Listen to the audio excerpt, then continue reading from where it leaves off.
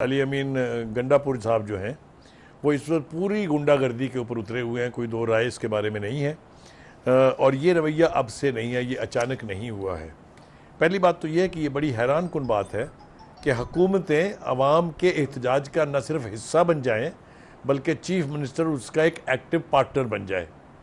ये हमने पहले कभी नहीं देखा है। महंगाइयाँ पहले भी हुई हैं, प्रोटेस्ट पहले भी हुए हैं, लोड शेडिंग अब तो कुछ भी नहीं है। आप याद कीजिए जब नवाज शरीफ साहब को तीसरी और दूसरी दफ़ा आना पड़ा था तो लोड शेडिंग का क्या हाल था। उस वक्त भी बहुत ज़्यादा लोग जो हैं वो गुस्से में थे, उसका इजहार भी उन्होंने किया। मिसाल के तौर पर उन्होंने वबडा के दफ्तर जो है उनको आग लगा दी, जला दिया, गुस्से में तोड़ फोड़ की।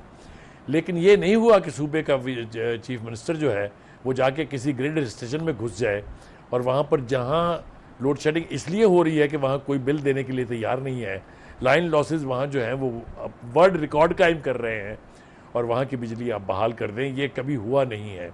ये किसी रियासत की निशानियाँ नहीं हैं। ये वही डिनाइल मोड है जिसमें बानी पीटीआई हैं कि हमने इस सिस्टम को नहीं चलने देना। जब तक हमारी मर्ज़ी की हुकूमत नहीं आएगी, हमारी मर्ज़ी के चीफ्स नहीं लगेंगे, चाहे वो सुप्रीम कोर्ट हो, चाहे वो पाकिस्तान आर्मी हो, कोई भी हो, उनको हर चीज़ अपनी मर्ज़ी के मुताबिक चाहिए। लेकिन वो जो ज़रबुल मिसल है एक कि ना नॉर्मल तेल होगा ना राधा नाचेगी, मुझे नहीं लगता कि उनकी ये ख्वाहिश जो है वो जल्द पाया तकमील को पहुंचने जा रही है। जहाँ तक चीफ ऑफ आर्मी स्टाफ का ताल्लुक है, वो बबांगे दोहल साफ अल्फाज में एक से ज़्यादा मरतबा ये कह चुके हैं कि पीटीआई से और उन लोगों से ख़ास तौर से जो 9 मई के ज़िम्मेदार हैं उनसे किसी किस्म की बातचीत नहीं हो सकती। और अगर उनकी लाइन ये है तो मुझे नहीं दिखाई देता कि हुकूमत किसी भी तरह से पीटीआई की कंडीशंस के ऊपर उनसे मुज़ाकरात करने बैठेगी। अभी आपने जैसा कहा, मैंने भी देखा वो ब्रेकिंग न्यूज़ जो चल रही थी कि मोहसिन नकवी साहब जो इंटीरियर मिनिस्टर हैं उन्होंने कहा है चीफ मिनिस्टर केपीके से कि जनाब हम इसका कोई ना कोई रास्ता मुज़ाकरात के ज़रिए निकाल लेंगे। मुझे मुकम्मल एतमाद है उनके ऊपर, इसलिए कि मोहसिन नकवी जब कोई दावा करते हैं तो फिर वो उसकी तकमील के लिए किसी भी हद तक जाते हैं। तो खुदा करे कि इसका कोई ऐसा हल निकल आए एमिकेबल जिसमें कोई तोड़ फोड़ ना हो, किसी किस्म का कोई एहतजाज ना हो, लोग बिल देने लगें और बिजली की लोड शेडिंग ख़त्म हो जाए। कोई नहीं चाहेगा कि इस शदीद गर्मी में किसी भी इलाके के लोग जो हैं वो बिजली से महरूम रहें। सलीम बुखारी साहब, आपको भी याद पड़ता होगा इससे पहले भी मुलाकात हुई और उसके अंदर मोहसिन नकवी साहब भी मौजूद थे, एनर्जी मिनिस्टर भी मौजूद थे और वज़ीर आला साहब भी मौजूद थे और तब भी ये बात हुई थी कि मुज़ाकरात से हल निकालेंगे। लेकिन आज तो धमकी दे दी गई अली अमीन गंडापुर की तरफ से। ये किस तरह के मुज़ाकरात पर अमल हो रहा है? अगर कहते हैं कि मुज़ाकरात करेंगे तो फिर ये धमकियां आती हैं क्या? ये बात आपने बिल्कुल ठीक कही है। एक से ज़्यादा मुलाकातें हुई थी प्राइम मिनिस्टर के साथ, जिन 2 मुलाकातों में 2 से ज़्यादा मुलाकातें थीं, 2 में मोहसिन नकवी साहब मौजूद थे। ये अली अमीन गुंडापुर जो हैं ये भी अजीबोगरीब शख्सियत के मालिक हैं। ये जब मुज़ाकरात के लिए मरकज़ी हुकूमत के साथ बैठते हैं, जब इनको फ़ंड चाहिए होते हैं, जब इनको मराआत चाहिए होती हैं, तो ये वहाँ कहते हैं कि मैं तो आपका चीफ मिनिस्टर हूँ, मैं तो जो आप कहेंगे वो करने के लिए तैयार हूँ। तो जब उनको ये याद दहानी कराई गई कि जनाब फिर ये जाके आप वापस केपीके में नाराबाजी किस तरह की करते हैं, तो उन्होंने कहा ये मेरी मजबूरी है, चूँकि मैंने बानी पीटीआई को भी खुश रखना है जिसकी वजह से मैं चीफ मिनिस्टर हूँ। जब इन हवालों से हुकूमतें हो रही होंगी, इस हवालों से आप हुकूमत के अमूर चला रहे होंगे, तो आप मुझे बताइए फिर अनारकी किसको कहते हैं? ठीक है। ये अनारकी की बदतरीन फॉर्म है कि आप बजाय इसके कि लोगों को हल्ला गल्ला करने से, लोगों को ला तोड़ने से, कानून तोड़ने से बाज रखें, आप उसका हिस्सा बन जाएं। इससे पहले आपने देखा कि वो जो फजल इलाही साहब हैं उनके एक कारिंदे जो हैं उन्होंने भी यही हरकत की। एक ग्रिड के अंदर जाके वो घुस गए और वहाँ चारपाइयाँ डाल के वो लेट गए हैं जैसे उनके अब्बा जान की प्रॉपर्टी है। ये मुझे ये समझ में नहीं आती। मुझे हैरत है मरकज़ी हुकूमत पर भी, मुझे हैरत है उन सब लॉ इन्फोर्सर पर जो ये सब कुछ होने दे रहे हैं। या तो ये स्ट्रेटजी का हिस्सा है कि इनको जाने दें किस हद तक ये जाते हैं ताकि इनको उस वक्त गिरेबान से या कॉलर से पकड़ा जाए जब इनके पास वापसी का रास्ता ना हो। स्ट्रेटजी अगर ये भी है तो इसका दूसरे सूबों के ऊपर नेगेटिव असर पड़ने का इम्कान मौजूद है। लोड शेडिंग पंजाब में नहीं है, लोड शेडिंग सिंध में नहीं है, आपने देखा वहाँ भी लोग एहतजाज कर रहे हैं। हम इस तरफ भी आना चाहते थे। देखा शिकारपुर में, आपने देखा मीरपुर खास में आपने देखा। लेकिन इसका ये मतलब थोड़ी है कि वहाँ के मुराद अली शाह साहब जो हैं वो उनको लीड करने लग जाएं और जाके ग्रिड स्टेशनों में घुस के बिजली रिस्टोर करने लग जाएं। ये किधर की चीफ मिनिस्टरशिप है, ये किधर की इंतज़ामिया है। उनको तो इन सब चीज़ों से रोकना होता है ताकि अवाम के मसाइल हल कर सकें। मेरा ख्याल ये है कि ये अली अमीन गुंडापुर साहब जो हैं, he is adding salt to injury. ये KPK की हुकूमत के पीछे पड़े हैं, हाथ धो बैठेंगे उससे। पहले भी इसकी बात हो चुकी है। इस बाज़गश्त को मैं दोहराना चाहता हूँ कि मरकज़ी हुकूमत के पास 2 ऑप्शंस हैं।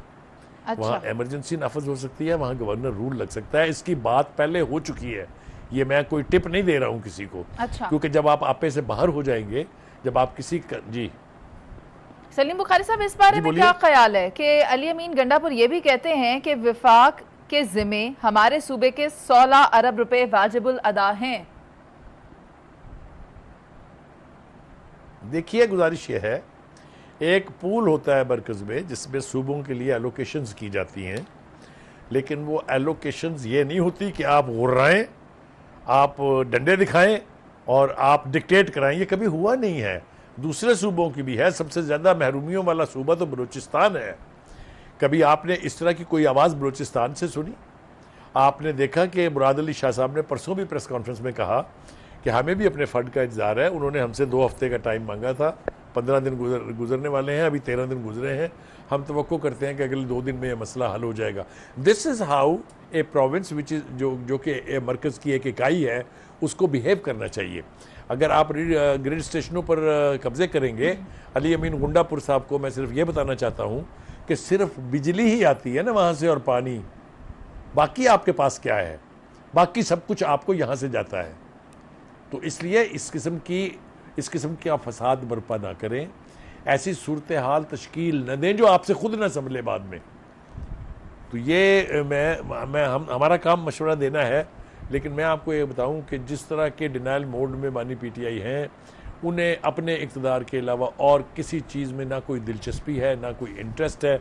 उन्होंने इलेक्शन के फ़ौरन बाद ये कहा था, ना हम पार्लियामेंट को मानते हैं, ना हम हुकूमत को मानते हैं, ना हम हुकूमत को चलने देंगे, हम हर चीज़ को तबाह करके छोड़ेंगे। ये बाकायदा स्टेटेड पॉलिसी है।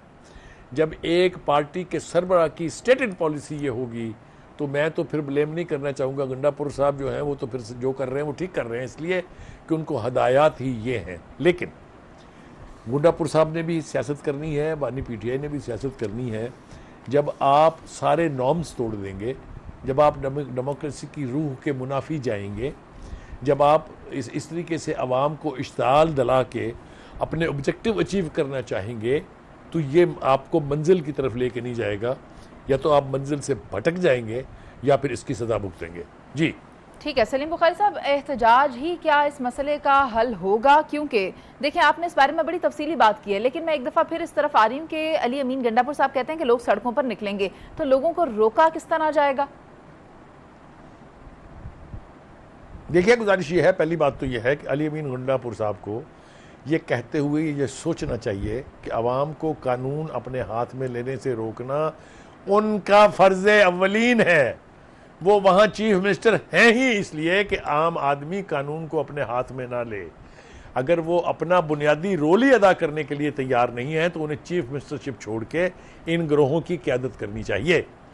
ये नहीं हो सकता कि आप एक जमहूरी मुल्क में एक आइन के तहत चीफ मिनिस्टर भी हों और फिर आप इस किस्म की बदनवानियों का बायस बने। ये बदनवानियों के ज़ुमरे में आता है कि एक चीफ मिनिस्टर जो लॉ एंड ऑर्डर को इंश्योर करने का जिम्मेदार है, वो खुद लॉ एंड ऑर्डर को तबाह करने के दरपे हो जाए।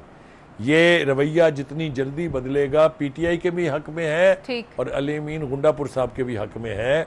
वो भूले हुए हैं, उनको पलट के सिर्फ मुल्क की सियासत की तरफ देखना चाहिए। उनके इस ओहदे में ऐसे ऐसे बड़े नाम हैं।